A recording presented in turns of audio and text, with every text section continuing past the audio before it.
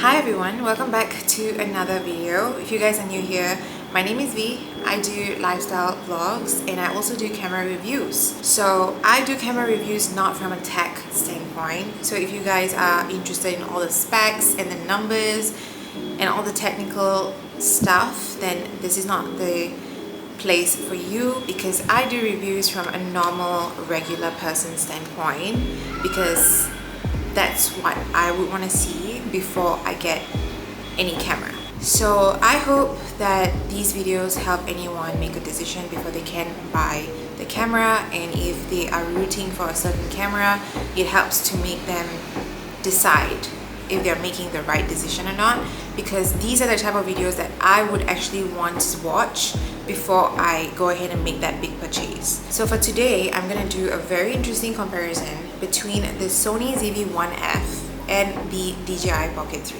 For some reason, not many people were comparing these two cameras, and I had a hard time finding a video comparison between these two cameras, and obviously I couldn't decide for myself, but I'm so glad that I went ahead and got the Sony ZV-1F because I actually love it so much. So here's the thing, everyone says that the DJI Pocket 3 is so good, that it is better than any other cameras out there for vlogging, right? But after using both, I actually prefer the Sony camera, the Sony ZV-1F camera. I know, I'm probably gonna get a lot of mixed reaction in the comments, but I personally like the Sony ZV-1F camera more than the DJI Pocket 3. So from now on, I am going to put the comparison side by side between the two cameras, so you guys can judge for yourself and sort of understand where I'm coming from and why I actually came up with this decision. So first off, the Sony's color science is just remarkable. I don't think any camera can beat the Sony's color science. Like with DJI, if you guys can tell the comparison, straight off the camera. So both the camera right now is on auto, and for the Sony it's on intelligent auto. For the DJI it is on auto. So you guys can see this is how the footage looks like straight out of the camera with no edits. Honestly, I am leaning towards the Sony camera, because just look at how beautiful the colors and the skin tone looks like on the Sony, whereas on the DJI I look really, the colors just look really weird on the auto mode. So this is where I feel like Sony really wins, because if you have no experience with, you know, color grading and the whole D-Log situation, which I'm one of those people who really struggle with color grading and whatnot, the Sony is such a user-friendly camera, whereas with the Pocket 3 you need to have at least basic color grading knowledge, because I feel like when you shoot on D-Log, the footage turns out much more better. And I know that DJI has their own LUTs online, but even with the LUTs, sometimes I feel like the colors don't really look as vibrant and as clean as the Sony. So I'm not sure if I'm the only one, but I don't want to have all that, I don't want to go through all that trouble, because with D-Log you can only tell if the colors turn out very nice when you are editing the video. But obviously with the Sony camera, while you're shooting, you can tell whether all the colors look the way you want it to look. But with the DJI, that's not really possible. So if you guys are a beginner, I would totally recommend the Sony, because with the Pocket 3 you definitely need some color grading knowledge. And with that being said, post-production, once you guys shoot the videos, I feel like you spend much less time editing the videos with the Sony compared to the DJI, because of all the color grading situation. So if you're gonna color grade, you really need to spend time clip by clip to make sure that everything just looks seamless and clean. But with the Sony, you already know that the footage is gonna come out looking just the way you want it to look. So post-production editing, I'm telling you, the Sony is gonna save you so much of time. Well, at least for me, that's the case. Now let's talk about the low light performance on both of these cameras. I know that the Pocket 3 is known to be good in low light situations. Yes, it does have a low light setting on the camera, but for me personally, I feel like the Sony handles low light changes really well. Especially in backlit situations, I feel like the Sony just blends in to the environment so cleanly, whereas with the DJI, obviously it doesn't do as well. But I do know that both the cameras have different sensors.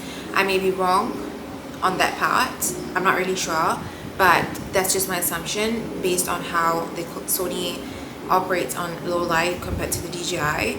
And with the DJI's low light setting, I feel like the footages turn out to look very grainy and it just looks very weird. So I hardly use the low light setting. Even when I'm out and about, I hardly use the low light setting because of how grainy it looks. It just makes you look really, the footage does not look nice at all, and I end up not using the clips. So for me personally, again, under low light performance, I feel like the Sony gets the win. Now for stabilization, here's where I feel like the Pocket 3 does a better job, obviously, because the Pocket 3 does have a 3-axis gimbal, so the stabilization is so good on the Pocket 3, whereas with the Sony camera, there is a steady shot function, and with the steady shot function, the footage crops in a lot. So I hate that. So I personally have that switched off, but I'm going to switch it on now to show you guys how much it actually crops in, and that is why I don't use the steady shot on the Sony.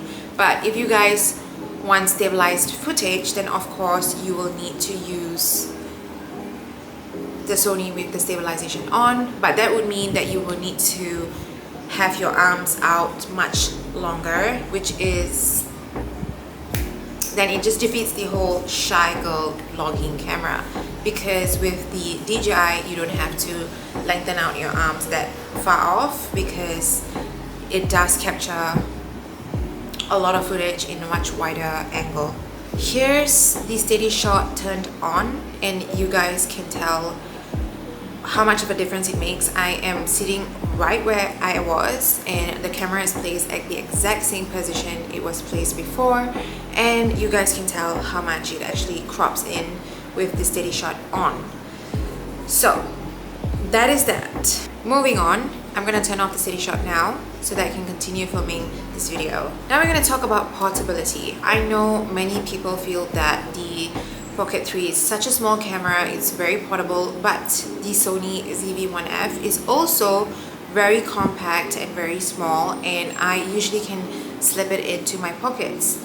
But with the Pocket 3, I will not recommend slipping it into the pockets because of how fragile it is. I've heard of horror stories of people breaking their screens and their screens not being able to turn on. So that is something to note, because I feel like the Pocket 3 is a very fragile camera. So you need to babysit the camera a lot. You need to get a protective casing in order to bring this camera around. And honestly, for me, that is just really troublesome, because if you want to take a camera out and immediately have a shot at something, I think the Sony does the job better, faster, because by the time I take out the Pocket 3 from its casing, switch it on and take the videos, I would probably miss out on the amazing shot that I wanted to take in the first place. I know this sounds like I'm hating on the Pocket 3, trust me, I do not, but it's just that if you get me to choose one camera, I would choose the ZV-1F camera.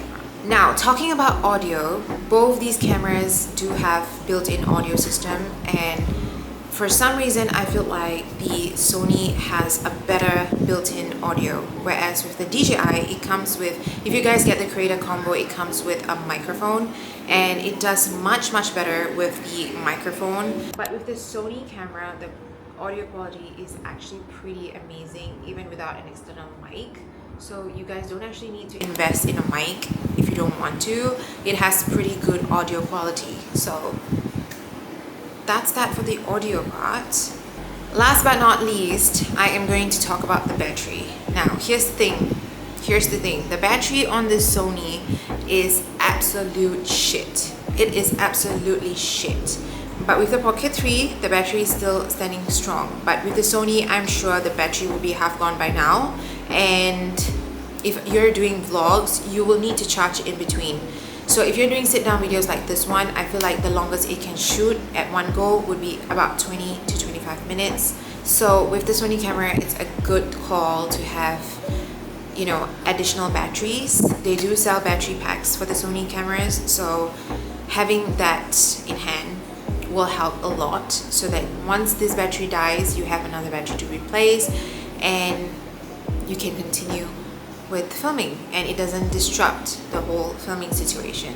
That's the one thing that I hate with the Sony camera, and I cannot find anything else to hate on it. But you can also charge the camera while filming, but do note that the camera tends to overheat when you do that, and then it also stops filming when it overheats. So I think the best option would be getting the external battery pack. So now I'm just going to show you guys what the DJI looks like color graded in D-Log setting. Okay, so this is the DJI right now in D-Log and with the LUT from DJI's official website. So if you guys want to try the D-Log for the first time, I do recommend getting the LUT downloaded from DJI's website. I'm going to leave it down in the description below so that you guys can find the LUTs. And yeah, then you guys just put it into whatever editing software that you use over the D-Log footage. So this is what it looks like. This is Sony camera is still on its intelligent auto mode, and this is DJI with its color graded mode. So that basically covers most of the things that I wanted to talk about in this video, comparing both of these cameras. They're both great cameras, but I know at this point I sound like a DJI hater. I do not hate the DJI. Trust me, I love the DJI. I own the DJI Action 5 camera, and that camera is just wow, it's pretty amazing. If you guys want, I can do a video on that camera specifically, but this is talking about the Pocket 3 and the Sony ZV-1F, which is also a very popular vlogging camera. These are just my personal opinions and my thoughts, and I wish I had a video like this before I could make a decision between the two, but you know what, we already have both now, so let's just make do.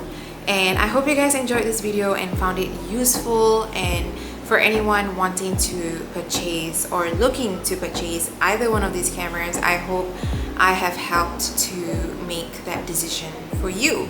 Thank you guys for watching this video. I hope you guys found it useful, and I will see you guys on my next video. Don't forget to subscribe and like this video. It helps the channel a lot, and I'll speak with you soon.